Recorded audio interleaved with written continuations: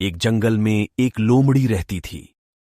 उसकी जंगल में ही रहने वाले एक खूबसूरत हिरण से दोस्ती थी। दोनों अक्सर साथ समय बिताया करते थे। वे बातें करते, खेलते और ढेर सारी मस्ती करते। हिरण को लोमड़ी की दोस्ती पर बड़ा भरोसा था, इसीलिए उसके मांसाहारी होने पर उसने उससे दोस्ती की थी। जंगल के अन्य जानवर उसे लोमड़ी से दूर रहने की सलाह देते, लेकिन उसे भरोसा था कि दोस्ती की खातिर लोमड़ी उसे कभी नुकसान नहीं पहुंचाएगी। एक दिन एक बूढ़ा शेर जंगल में आया। शिकार की तलाश करते हुए वह नदी किनारे पहुंचा।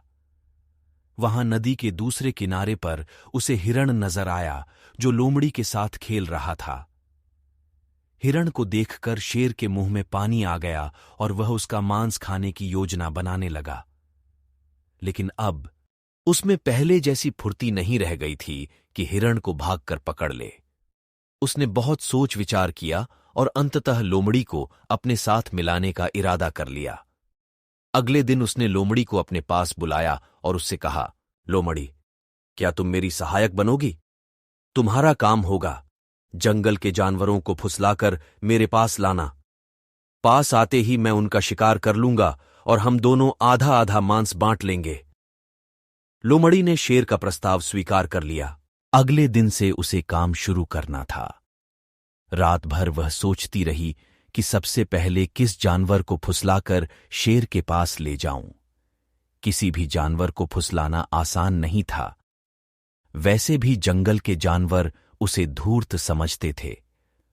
उसने सोचा, क्यों न हिरण से ही शुरुआत की जाए, उसे फुसलाना आसान है। अगले दिन वह हिरण के पास गई और उसे फुसलाकर शेर की गुफा में ले आई।